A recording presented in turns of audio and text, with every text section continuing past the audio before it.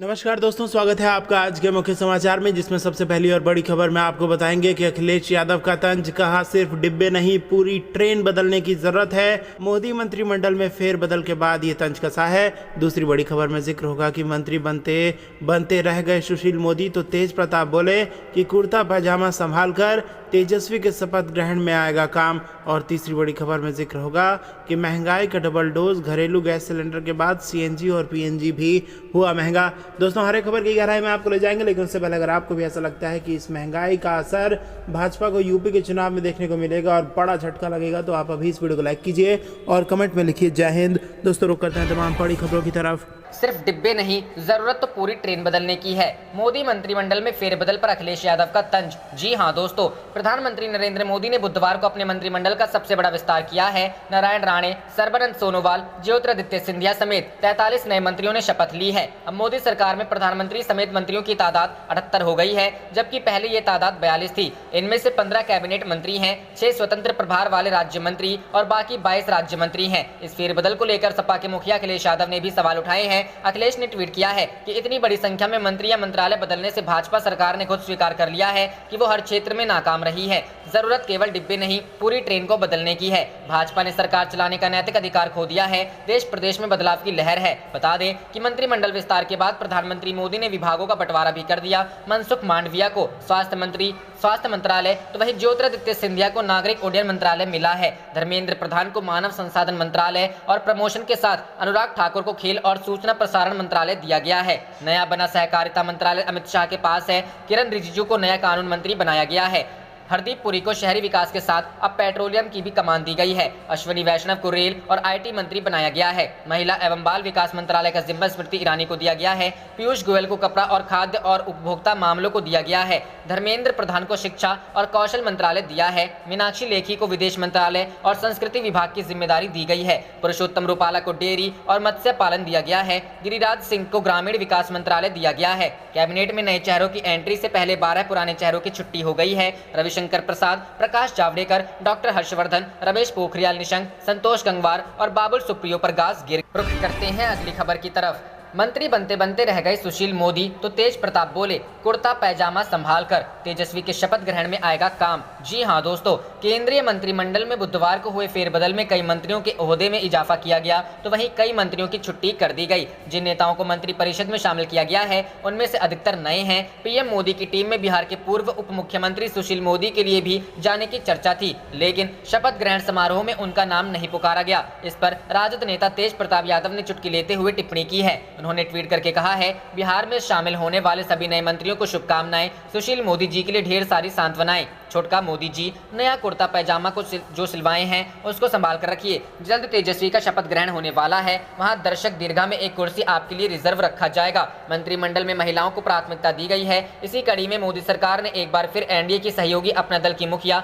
अनुप्रिया पटेल को केंद्रीय मंत्री बनाया। अनुप्रिया के मंत्री बनने के बाद आम आदमी पार्टी के राज्यसभा सांसद संजय सिंह ने तंज भरा ट्वीट किया, जिसके बाद लोगों ने उन्हें और केजरीवाल सरकार को महिला विरोधी करार दिया। दूसरी तरफ मंत्री बनने के बाद अनुप्रिया पटेल का भी तेवर बदला दिखा। उन्होंने कहा वे 3 चुनावों से एनडीए के साथ हैं, पहली बार सरकार के साथ नहीं। रुख करते हैं अगली खबर की तरफ। महंगाई का डबल डोज, घरेलू गैस सिलेंडर के बाद सीएनजी और पीएनजी भी महंगा। जी हां दोस्तों, कोरोना संकट से जूझ रहे आम आदमी की जेब पर महंगाई की एक और मार पड़ी है। अभी इसी महीने की शुरुआत में घरेलू गैस सिलेंडर के दामों में बड़ी बढ़ोतरी हुई थी। अब सीएनजी और पीएनजी की कीमतें भी बढ़ गई हैं। अब सीएनजी मिलने वाली गाड़ियों और पाइपलाइन से गैस सप्लाई वाले घरों को इसके लिए भी बढ़ाकर पैसे देने होंगे। बता दें कि गुरुवार को दिल्ली समेत पूरे एनसीआर में सीएनजी की कीमत 90 पैसे प्रति किलो बढ़ा दी गई है। वहीं पीएनजी की कीमत में 1.25 रुपए की बढ़ोतरी हुई है। ये बढ़ी हुई दरें आज सुबह 6 बजे से लागू भी हो गई है। बढ़ोतरी के बाद दिल्ली में सीएनजी की रिटेल कीमत 43.40 रुपए प्रति किलोग्राम से बढ़कर 44.30 प्रति किलोग्राम हो गई है। राजधानी में पीएनजी की कीमत 29.66 रुपए स्टैंडर्ड क्यूबिक मीटर हो गया है। इसके अलावा नोएडा, ग्रेटर नोएडा और गाजियाबाद में सीएनजी की कीमत 49.08 रुपए प्रति किलोग्राम से बढ़कर 49.98 रुपए प्रति किलोग्राम हो गया है। इन जिलों में पीएनजी की कीमत बढ़कर 29.61 रुपए प्रति स्टैंडर्ड क्यूबिक मीटर हो गई है। बता दें कि 1 जुलाई से देश में कई चीजों के दामों में बढ़ोतरी हुई थी। पेट्रोल डीजल ने तो लोगों का जीना मुहाल ही कर रखा था। इसके बाद 1 जुलाई से एलपीजी की कीमतों में 25 रुपए की बढ़ोतरी की थी। वहीं अमूल दूध ने अपने 2 रुपए प्रति पैकेट कीमतें बढ़ाने का फैसला किया। रुख करते हैं अगली खबर की तरफ। बिहार कांग्रेस के नेताओं की राहुल गांधी के साथ बैठक, मीरा कुमारी बोली, सीएम नीतीश से नहीं संभल रहा राज्य। जी हां दोस्तों, बिहार के कांग्रेस विधायक राहुल गांधी के साथ बैठक के लिए उनके आवास पर पहुंचे हैं। इस दौरान कांग्रेस नेता मीरा कुमार ने कहा कि सीएम नीतीश कुमार से बिहार संभल नहीं रहा है, कांग्रेस को कैसे मजबूत किया जाए, इस विषय पर वे राहुल गांधी से राय जान रहे हैं, इसलिए उन्होंने वरिष्ठ नेताओं को आमंत्रित किया है। बता दें कि कांग्रेस केंद्रीय नेतृत्व ने बिहार के विधायकों, विधान पार्षदों सहित बिहार इकाई के बड़े नेताओं को तलब किया है।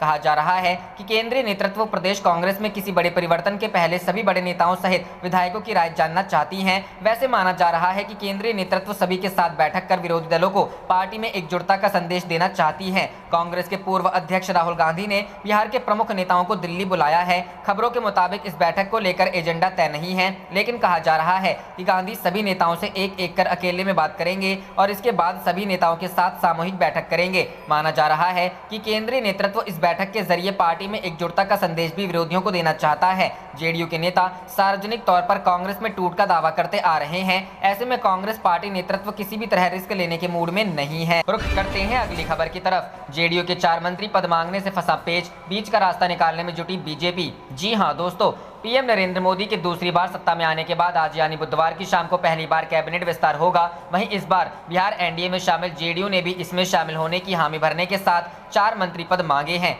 सूत्रों के मुताबिक जेडीयू ने 2 कैबिनेट और 2 राज्य मंत्री बनाए जाने की मांग रखी है। सूत्रों के मुताबिक मंगलवार को जेडीयू के राष्ट्रीय अध्यक्ष आरसीपी सिंह की बीजेपी के एक बड़े नेता से मुलाकात हुई थी। हालांकि इससे पहले सिंह ने कहा था कि सब कुछ तय हो गया है और अब कोई पेच नहीं फंसा है। बहरहाल जेडीयू की 4 मंत्री पद की मांग के बाद मामला फंसता नजर आ रहा है। सूत्रों के मुताबिक बिहार के अपने सहयोगी जेडीयू को बीजेपी 2 कैबिनेट पद देने के लिए राजी नहीं है। इस बीच कोई दूसरा रास्ता निकालने की कोशिश की जा रही है। सूत्रों के मुताबिक जेडीयू कोटे से आरसीपी सिंह और लल्लन सिंह कैबिनेट मंत्री हो सकते हैं, जबकि 2 अन्य लोगों को राज्य मंत्री बनाया जा सकता है। इस समय आरसीपी सिंह दिल्ली में मौजूद हैं तो लल्लन पटना में हैं। मिली जानकारी के अनुसार राज्य मंत्री के तौर पर जो नाम चल रहे हैं उनमें रामनाथ ठाकुर, चंद्रवेशर चंद्रवंशी, दिलेश्वर कामत और संतोष कुशवाहा शामिल हैं। इनमें से ही कोई 2 राज्य मंत्री बनाए जा सकते हैं। बता दें कि वर्ष 2019 में मोदी की दूसरी बार सरकार बनाने पर बिहार से लोजपा केंद्रीय मंत्रिमंडल में शामिल हुई थी, जबकि जेडीयू ने बीजेपी से मिला ऑफर ठुकरा दिया था। हालांकि इस बार पार्टी के राष्ट्रीय अध्यक्ष आरसीपी सिंह ने खुद आगे आकर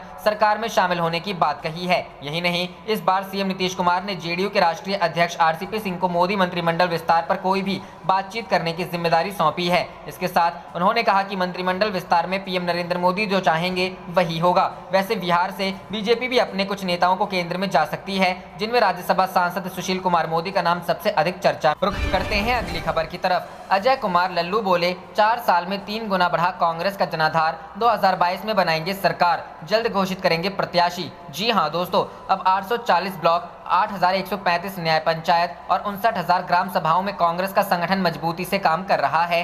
कांग्रेस गांव, किसान, नौजवान, कानून व्यवस्था और महिला सुरक्षा के मुद्दे पर चुनाव लड़ेगी। इन मुद्दों पर सरकार की खामियों के खिलाफ कांग्रेस अभी भी प्रदर्शन कर रही है।